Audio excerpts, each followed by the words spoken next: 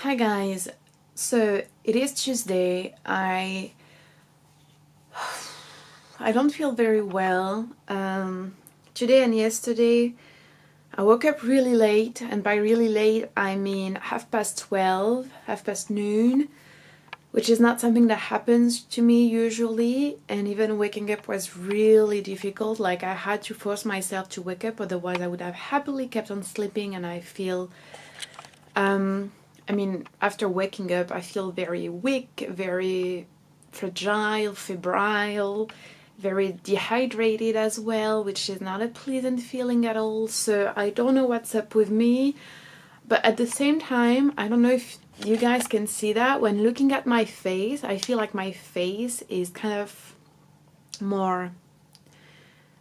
I look less tired than I usually do, I feel like. So whether I was really deprived of sleep, or maybe I took some medicine. I know I took a little bit too much of codeine, so I don't know if that contributed to me not really feeling like I could wake up. But either way, I feel like on my face it says I am well rested, kind of, but inside I don't feel really good. So it is about a 1:15 p.m. now. I have worked a little bit on my computer for my students because I'm on strike, but I'm still working, and I'm gonna go out now and read a bit outside to get some fresh air and maybe try to get some of the chemical products or whatever out of my body. I don't know how that works, but you know what I mean, feeling the fresh air.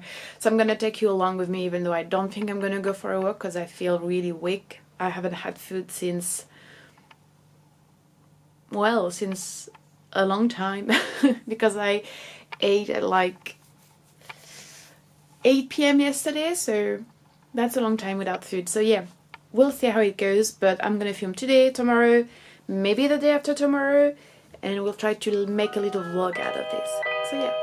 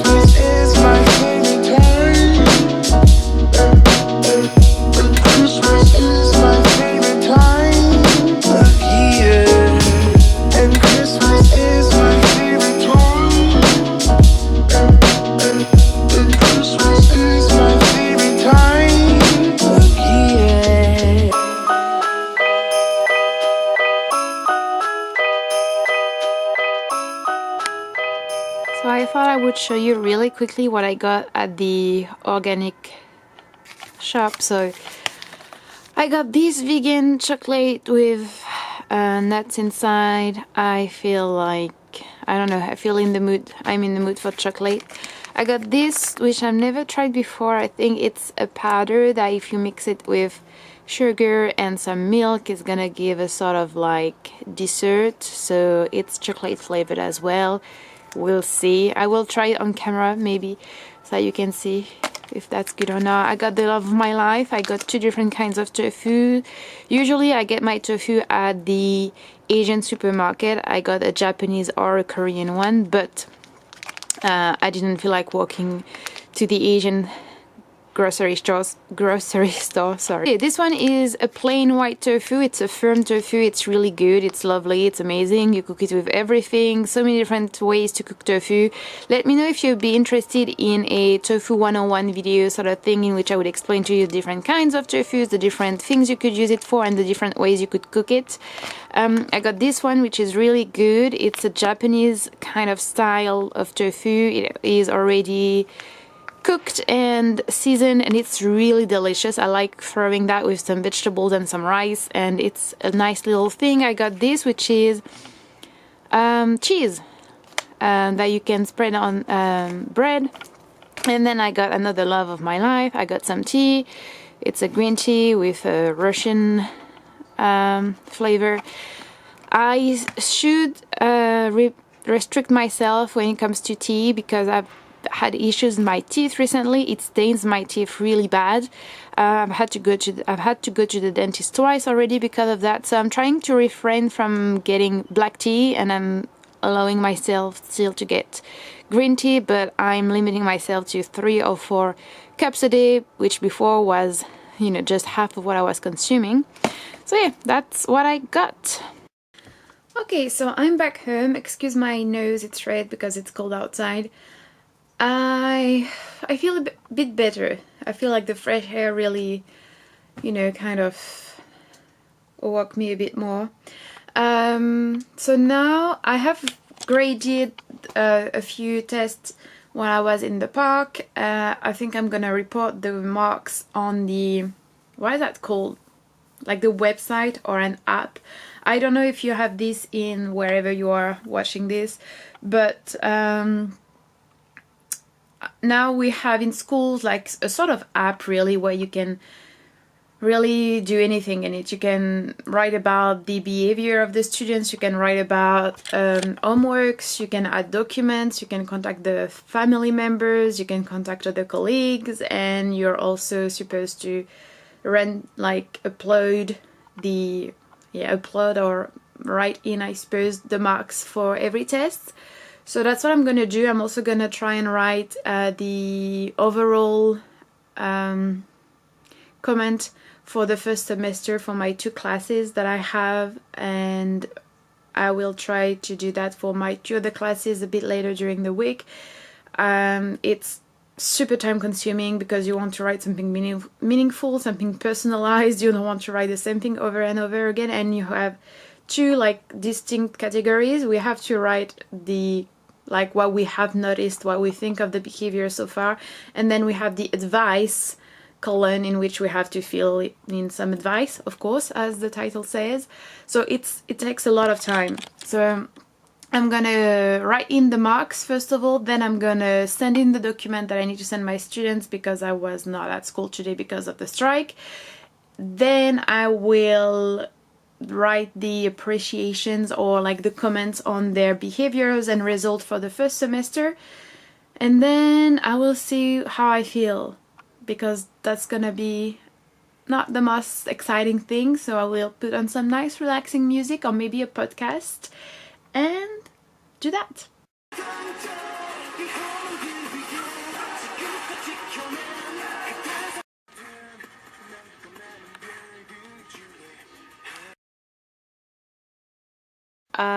I went to work this morning.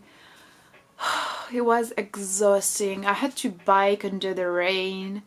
It was nighttime, and where I bike is actually usually very pleasant. I mean, very.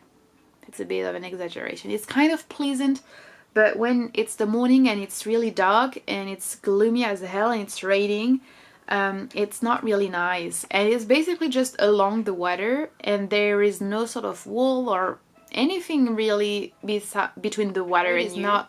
I mean, it's not narrow, but it's kind of narrow, and it's a 2-way kind of road. So basically you have bikes going both ways, and when it's dark and you have like water on your glasses and you don't really see anything.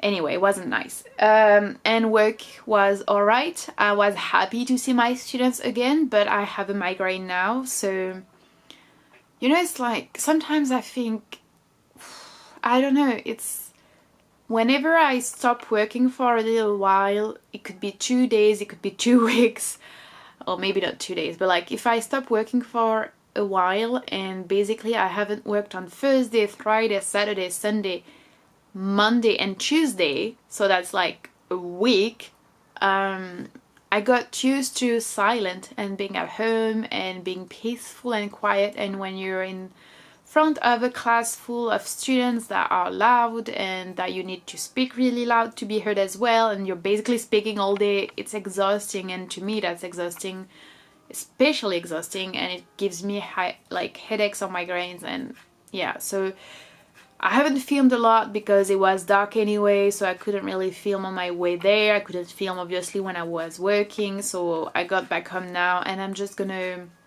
just filmed a video for Skillshare that needs to be filmed, edited and sent to them before the 14th of December. I'm really happy to be working with them because they've been really nice, really like understanding. Twice I had to delay, like postpone the video, and they were really understanding about that, and they're very like, they allow me for a lot of freedom in the videos that I do. So I really like working with them, and I really like Skillshare as a platform. I was using it before, so yeah. Anyway, and also I got, should I tell you? I got an iPad Pro. I don't like Apple very much, so it's not like, I'm not proud, but I'm happy when it comes to illustration. I will show you a little bit more of my work when I'm more comfortable with it, because I've never like I've never done digital drawing, so basically it's all new for me and it's kind of strange. I've got to get used to it, but it's nice for your productivity. I don't know why, but I feel like it's easier to draw on the iPad than to draw on paper when you're not really motivated. So yeah, basically I use Skillshare to learn how to use Procreate and how to use Color and how to choose my patterns and everything. So it's interesting. It's really interesting. So recently I bought a few books, so I thought I could show that to you. Otherwise this vlog is going to be boring as hell, especially because, oh yeah, I was really happy to go visit my sister this weekend. And I was happy because I would see her, I would see where she lives, that we would spend time together. I was happy because I could show you beautiful sights, but because of the strike, my train got cancelled. So obviously I'm not complaining because the strike is completely justified, but it was a bit of a disappointment, especially because that means I'm gonna have to spend yet another weekend completely alone in Paris. So great. But anyway, let's stop. But yeah, I was hoping for an exciting vlog and it's not gonna happen, so we'll see what I come up with. Anyway, so some books. So I got myself, first of all, this book, which is by Taslima Nasreen, who is a Bangladeshi author, and it's called Femmes Manifestez-vous. So basically it'd be like women stand up or women speak up or something along those lines. I would highly suggest you go and research her because she's a very courageous and very brave person from what I've come to understand now. So I'm happy and excited to read that. I'm reading it for one of my classes. I'm maybe hoping to get my students to read it. We'll see. Then I got this one, La Femme Indépendante, so Independent Woman by Simone de Beauvoir. It's actually not a real book. It's just some extracts from Le Deuxième Sexe. I think this is what I'm gonna study with my high school students. So this is what they're gonna have to buy during the holidays and read during the holidays, and then we'll talk about it. But I want to read it first because I know that Simone de Beauvoir's can be really difficult, and I think Le Deuxième Sexe is a very challenging book. So I'll have to check if that's even something they can understand. And then I got this one by Victor Hugo. It's been so long since I read anything by Victor Hugo. I can't even remember the last time it was.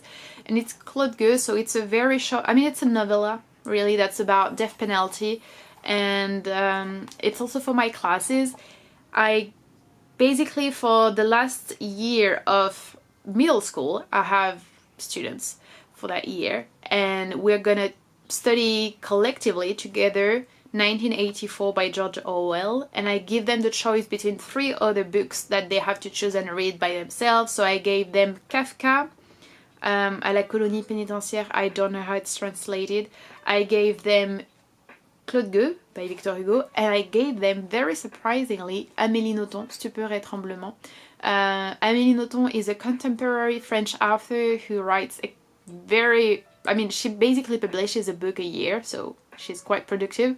And this book is about when she was working in Japan, and she's like exposing, I guess I should say, the hard truth of working in Japan, the hierarchy, the harassment at work, how difficult it is basically to be Japanese and work in Japan. I got myself this one by Anna Akhmatova. It's Requiem, which is her very famous poem. And I got this edition because it is a bilingual one. So you have the, I don't know if you can really see, I don't think it's focusing. You have the Russian on one page and the French on the other, so it's gonna be beautiful. And then 2 last books and I'm done. I got this one, which is an anthology, and it's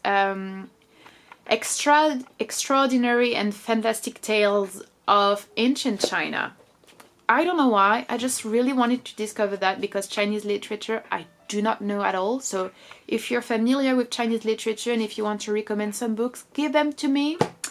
And then I got this one, which is also an anthology, and it's about travel